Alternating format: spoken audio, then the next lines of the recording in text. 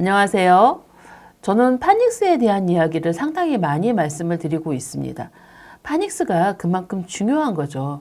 그런데 이 파닉스를 배울 때 여러 번 강조했고 가장 중요한 게 있습니다. 제가 앞서 영상에서 알파벳 떼기를 할 때 단어와 함께 대표 음가를 인지해야 된다고 말씀을 드렸죠. 그래서 단어 학습이 주가 아니라 이 알파벳의 대표 음가가 주가 돼서 보케블러리 학습이 들어가야 되는 거예요. 우리가 이게 그게 앞뒤가 바뀌었다고 다르지 않아? 아니 또 똑같은 거 아니야? 이렇게 말씀을 하시죠. 근데 사실은 달라요. 왜냐하면 이게 원리부터 기본부터 찬찬히 아이가 학습을 하는데 기본 베이직이 다듬어지는 그 영역이기 때문이죠. 그러면 이 파닉스를 배울 때도 아이들이 반드시 해야 되는 게 파닉스 음가의 어떤 규칙을 인지하는 게 놀이로 배웠어요. 아니면 단어를 같이 인지하면서 이 파닉스 M이 맨 처음에 올 때 이런 소리가 나. 그리고 숏바울 A, E, I, O, U 영어에서 모음들이 짧은 소리가 날 때 이런 소리가 나 라고 인지를 했다면 반드시 거기와 함께 하는 게 문장 속에서 그 단어를 써봐야 되는 거죠. 그래서 문장 속에서 그 단어를 활용해서 말을 계속 반복하면서 하는 겁니다. 그래서 문장 속에서 반복하면서 아이가 문장으로 익히면서 그 단어를 따로 떨어뜨려 놓고 어떤 규칙으로 외워서 하는 게 아니라 문장 속에서 일반 회화 속에서 그리고 내가 책을 읽는 과정 속에서 그 음가를 자연스럽게 체득하듯 익히는 겁니다. 그래서 파닉스 학습에서 가장 중요한 건 반드시 파닉스 학습의 대표 음가 학습부터 시작해서 리딩하고 함께 시작해야 되는 겁니다. 그래서 파닉스의 기본 과정과 1대1로 매칭되어서 있는 게 디코더블 리더스입니다.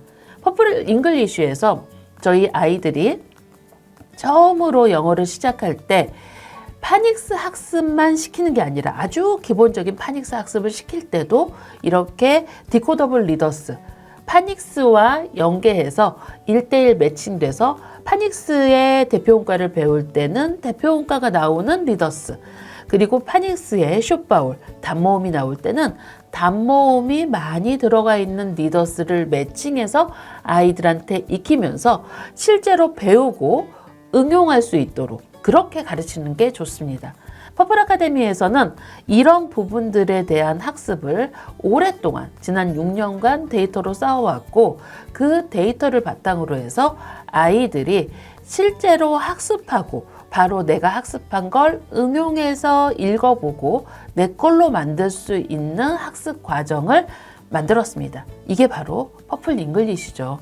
그래서 아이들이 처음에 내가 배운 단어 따로, 파닉스의 이론 따로, 그리고 그 파닉스의 이론과 매칭되지 않는 다른 리더스를 읽으면서 아니면 그림책을 읽으면서 픽처북을 읽으면서 아이들이 계속 뭔가 보이지 않는 그 막연한 안개 속에 있는 것 같은 학습을 하는 게 아니라 실제로 아이들이 직접 내가 배운 걸 응용해 보면서 내 걸로 만들어가는 학습을 하는 과정이 중요한 거죠.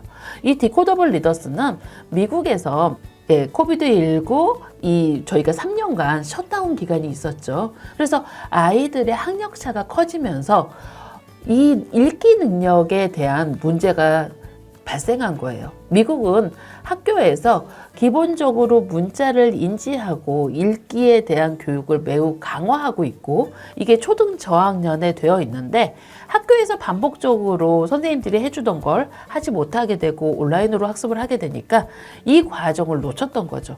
그래서 아이들의 이 학력 격차를 어떻게 해소할 것인가 논의가 들어갔고 그 논의에 대안책으로 나온 게 디코더블 리더스입니다. 그래서 디코더블 리더스에 연계해서 1대1로 매칭하면서 아이들이 학습할 수 있도록 우리나라는 일상에서 영어를 쓰지 않기 때문에 보다 쉽게 아이들이 영어 리딩에 들어갈 수 있도록 가이드를 하고 있습니다. 파닉스 학습에서 가장 중요한 건 반드시 내가 배운 파닉스 단어를 문장 속에서 읽어보는 겁니다. 근데 그걸 한 번만 읽어보는 게 아니라 듣고 따라 읽고 스스로 읽고 하면서 반복적으로 읽어보는 활동이 중요합니다. 이건 어떤 거와 매칭되어 있을까요? 바로 우리가 처음 말을 배울 때와 마찬가지입니다. 우리가 처음 말을 배울 때 엄마가 하는 말을 여러 번 반복해서 귀 기울여서 듣죠. 그리고 그 엄마의 음성을, 엄마의 어투를 따라서 말을 시작하죠. 그리고 나중에 아이가 컸을 때 한 5살, 6살, 7살 됐을 때 그걸 문장 속에서 읽어가는 활동까지 연계를 시키는 겁니다. 그렇지만 우리는 일상에서 영어를 쓰지 않기 때문에 가장 중요한 건 기본적으로 문장을 읽는 방법을 많이 들어보고 그거를 아이가 따라 읽어보는 활동들이 중요한 거죠. 그래서 파닉스는 그냥 파닉스 책만 쪼르륵 다 해서 파닉스를 뗐다가 아니라 그 파닉스 학습과 연계해서 숏바울을 배우면 숏바울에 연계된 문장, 롱바울을 배우면 롱바울과 연계된 문장, 이렇게 연계를 시키면서 문장을 계속 반복적으로 읽어가야 이게 아이게 되는 거죠. 수학에서도 마찬가지죠. 수학에서도 내가 덧셈의 이론을 배웠으면 덧셈 문제를 많이 풀어보고, 뺄셈을 배우면 뺄셈 문제를 많이 풀어보고, 곱셈, 한 자릿수 곱셈, 두 자릿수 곱셈을 많이 풀어보면서 우리가 연산 능력을 아이의 스킬에서 그거를 이해하고 잘할 수 있도록 계속 다듬어 주잖아요. 근데 영어는 그렇게 하지 않으세요. 영어는 읽어보지 않고 그냥 파닉스 책만 떼고 파닉스가 했다고, 파닉스를 뗐다고 생각하십니다. 그래서 아이들이 파닉스 학습을 해도 못 읽는 겁니다. 아이들이 그걸 내가 배운 것을 직접 내 걸로 만들 수 있도록 반드시 파닉스 학습에는 리딩이 함께 가야 합니다. 감사합니다.